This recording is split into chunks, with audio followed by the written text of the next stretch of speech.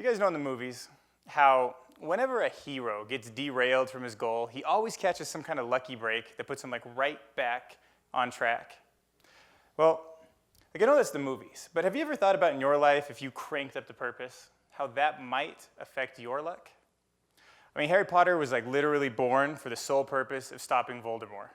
Like his friends always put him back on track when he got lost. In fact, purpose and luck were so closely tied together in the Harry Potter series that I was this close after watching that last movie to putting a scar on my forehead shaped like Jessica Alba.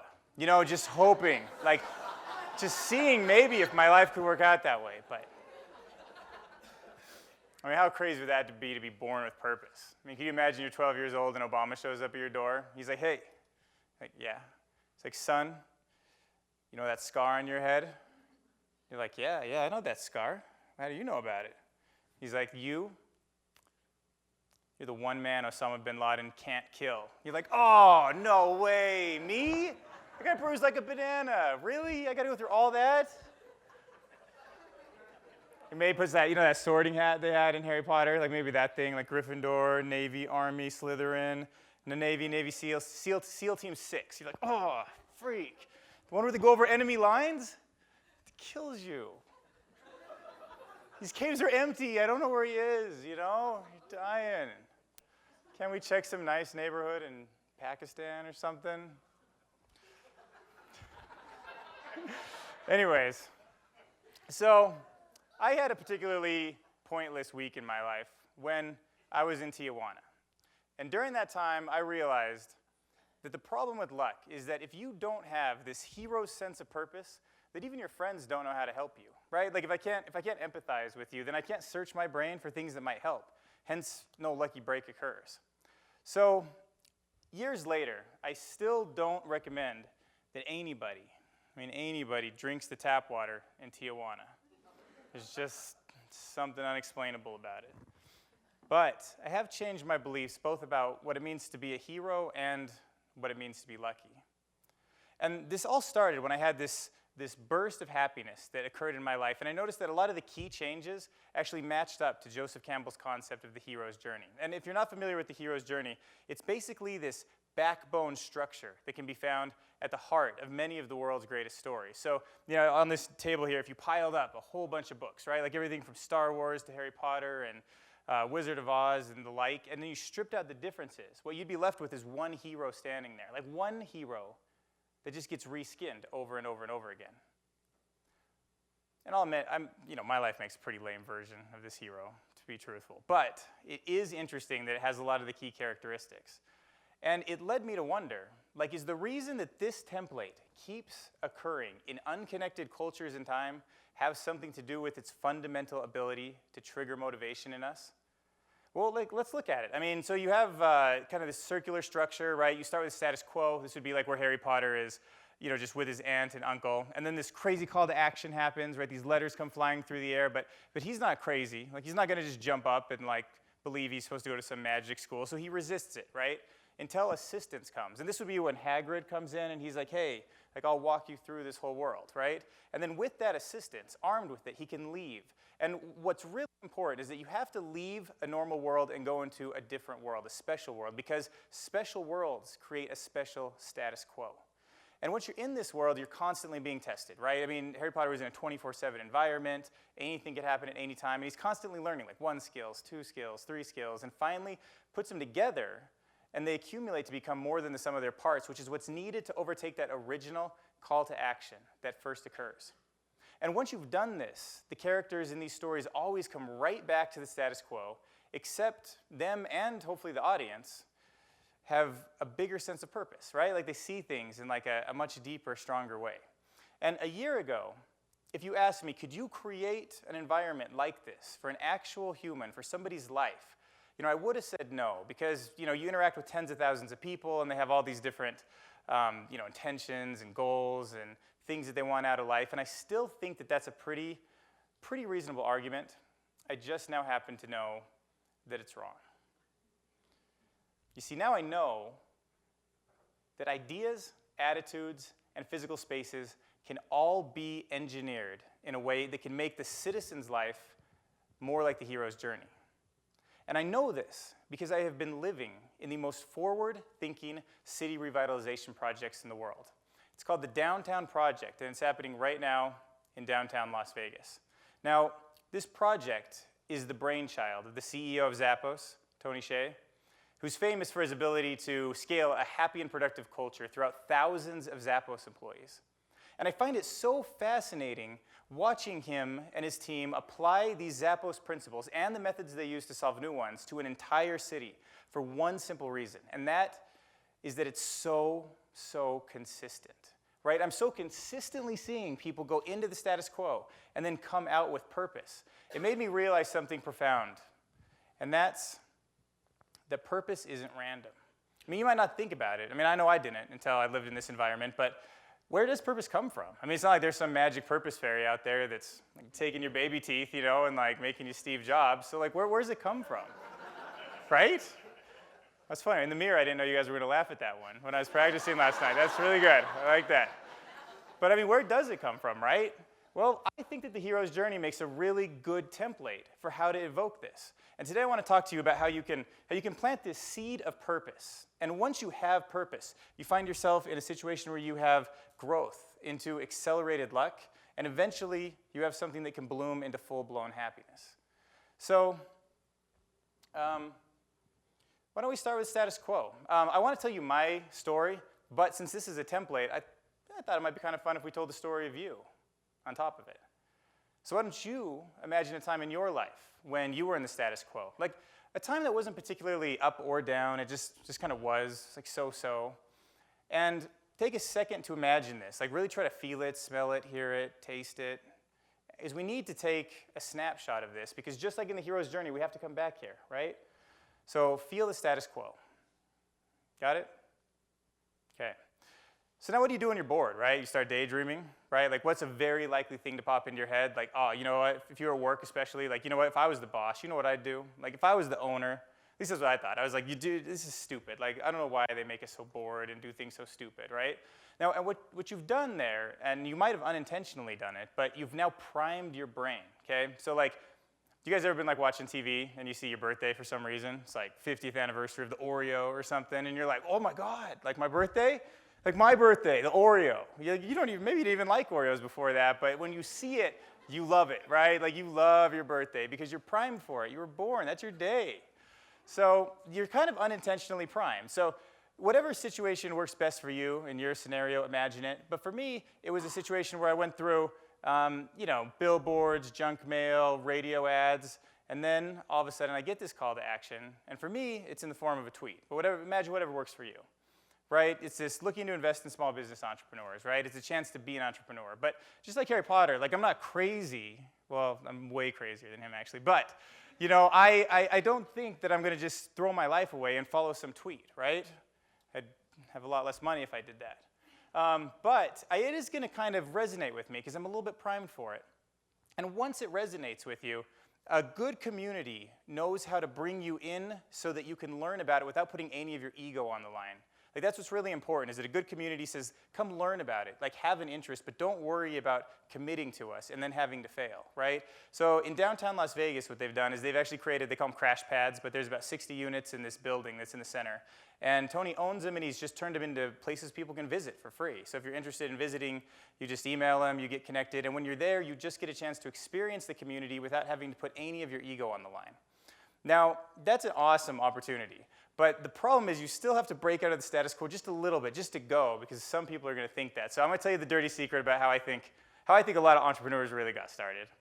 So you ever been to Olive Garden? You've seen that guy like puts cheese? Like, you know that guy? Like I got a feeling he's like at the center of like all the world's greatest entrepreneurs, because I think there's like this little thing, like you're like getting your pasta and he's like, you know, cheese? And you're like, right? Like you want to just, you're feeling that day, right? You've got this entrepreneurship tweet in your head. He's like, oh, a little more, and you're like, doing this thing with your wrist, you know, like a little more. You don't even know why, but you're just letting him know you're in control of your life, right? You're just letting him know. Like, and he's thinking, I might have to charge you extra for cheese, and you're like, I don't care, just keep bringing it on, you know? Like, you just want cheese. Like, you'll eat it, you know, just prove that's what you wanted out of life. And once you've done this, though, like once you've kind of broken that status quo and you're okay with a little bit of tension, then you really have something special, especially if it's directed correctly, because now you have a seed, right? Like now you have a seed of purpose. And then what you can do is once you cross over, right? So once you cross over and go visit this place, not truly crossing over, but just visiting it, then you get a chance to find out people are normal, right? Like they don't have 6 fingers and they don't have laser vision. Like they're just regular people. They're regular people, and you can start identifying with their histories. And the other special thing about a community is all about the collisions, right? It's about the directed luck. So like with Zappos' new headquarters, they have 16 entrances, but they're only going to use 1 because that means more people are going to bounce into each other and collide in the morning.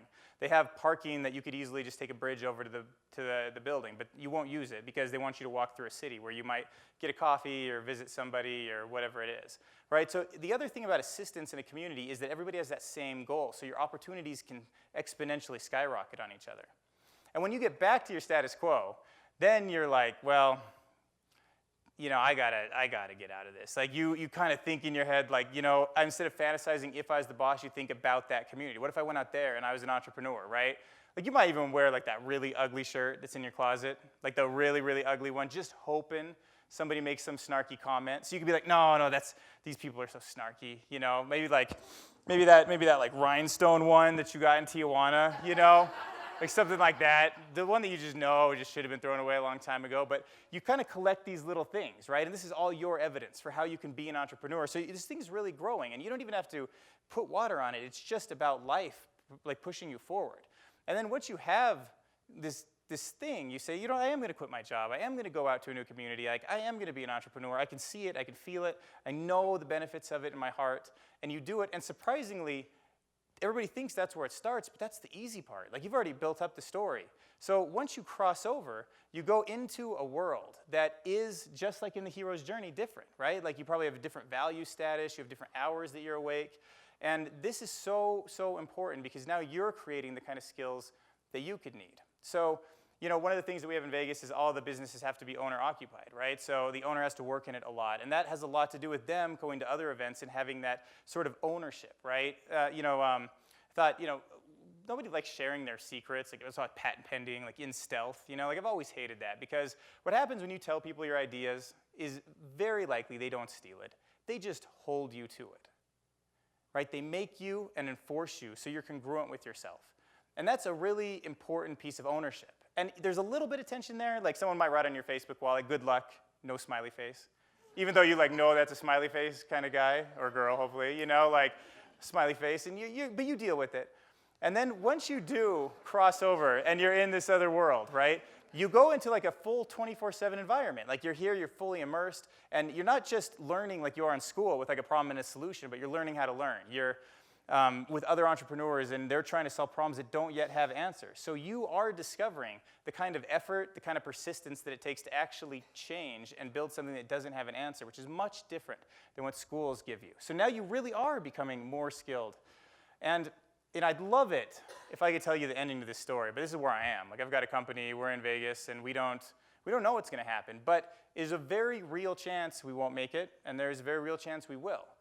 And that's awesome because unlike the movies where I can't say a happy ending for everybody, that sense of purpose, of knowing that, like, it could actually go bad is what drives us. Like, I really think fundamentally, like, really down deep, that we like to be challenged. I don't think we like fake. I think it's the enemy of productivity. I think it's the beginning of the status quo, and that being challenged is really what we crave, like, to some extent.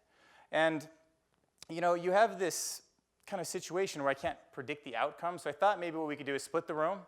Like, for the fantasies, like, I thought maybe for this half of the room you could stop your fantasy, and this side you could go ahead, assuming that you succeeded, right? So this would be like as if Harry Potter didn't beat Voldemort on this half, and this half you did, because I want to explore what's really going to happen and how this can generate happiness. So for you guys, I mean, you're probably loving life, right? Like, maybe you go back home and you visit your friends in the status quo, your friends and family, and you got this drive home, and you're thinking, like, this is awesome, all these opportunities, you've got upbeat music, you're thinking about all the freedom you now have in your life.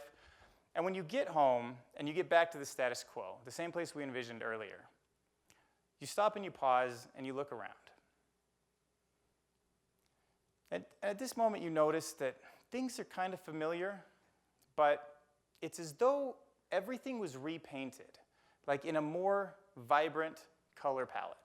Like you're surprised when you go to your friends and you hear their limiting beliefs. You actively engage some of the people that you wouldn't have engaged with before expecting serendipity. And basically, you've just unpeeled more layers to life, and you see it in a deeper and more satisfying way. And in a nutshell, that's happiness. And I'd love to end my TED Talk there, but we still have to deal with the loser half, right? Loser half. Don't worry, ma'am, you're on that side, don't worry. No problems.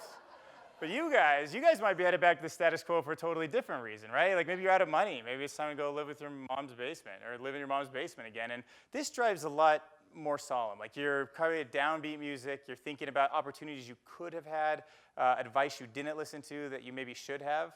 And when you get home, you get back to your status quo too. And something really interesting happens. You pause and you look around. And it's like things are familiar, but they were repainted with a more vibrant color palette. You're surprised by your friends' limiting beliefs. You actively engage in some of the people that you used to avoid, expecting serendipity. And basically, you've unpeeled more layers to life, too. You see things in a deeper way. And in a nutshell, you're happier. So, in conclusion, I just want everyone to realize that happiness is a journey. And it's supposed to have those ups and downs. But the very greatest journeys never lose sight of their purpose. So if you're ever feeling lost, take tremendous comfort in knowing that there is a time-tested blueprint for creating purpose in the heart of every story that you already love. So apply the hero's journey to your lives by realizing that purpose is not random, that luck is in your control, and that true happiness, like that really deep down true happiness that we really all want, means never, ever, ever settling